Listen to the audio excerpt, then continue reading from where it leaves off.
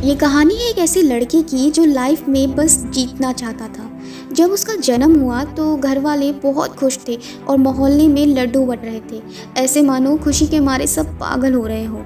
धीरे धीरे वो लड़का बड़ा होता गया और जब वो पहली बार स्कूल गया तो उसके पापा बोले मेरा बेटा ज़रूर मेरा नाम रोशन करेगा।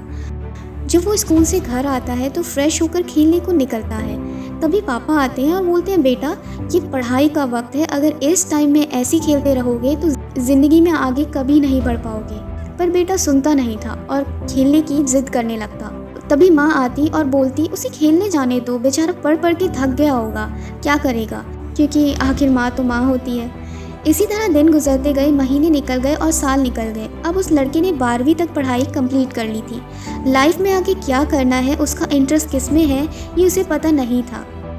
धोनी को बैटिंग करते देखता तो बोलता मुझे बैटिंग पसंद है, शाहरुख को एक्टिंग करते देखता तो बोलता मुझे एक्टिंग पसंद है। आखिर रियलिटी क्या थी ये तो किसी को नहीं पता था। जब उसका 12th का रिजल्ट आया तो पापा का बेटा बहुत अच्छे मार्क्स से पास हो गया। रिलेटिव्स ने कहा बेटे को इंजीनियरिंग में एडमिशन करवा दो, वहाँ बहुत अच्छा स्कोप है। पड़ोसियों ने कहा बेटे को MBBS करा दो, पढ़ लिख कर डॉक्टर बन जाएगा तो गांव में सेवा करेगा। ऐसे सब ने अपने अलग अलग राय देना शुरू कर दिए, पर किसी ने बेटे से नहीं पूछा कि उसका किस में इंटरेस्ट है, वो क्या करना चाहता है, वो क्या बनना चाहता है। तो पापा ने बेटे का एडमिशन आखिर इंजीनियरिंग में करवा दिया और बेटे को हॉस्टल में डाल दिया।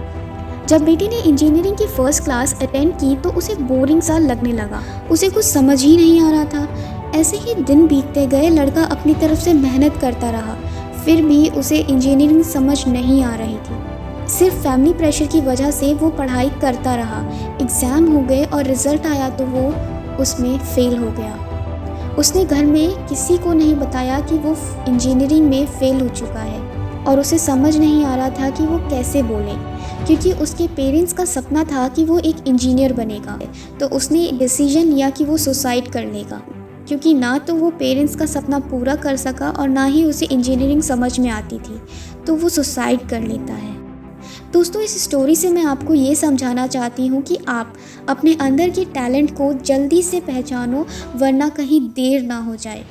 आज इंडिया में सेम ऐसे ही बहुत सारे एग्जाम्पल्स हैं। स्टूडेंट्स फेल होकर अपने आप को लूज़र समझने लगते हैं और ऐसा कदम उठा लेते हैं। पर अगर आप उस फील्ड में अपना करियर बनाओगे जिसमें आपका इंटरेस्ट है, तो उसमें अगर आप फेल भी हो जाते हो तो भी आप कभी गिव अप नहीं करोगे। आप फिर से ट्राई करोगे और जब तक ट्राई करोगे जब तक आप जीत हासिल ना कर लो, और आप लगे रहोगे।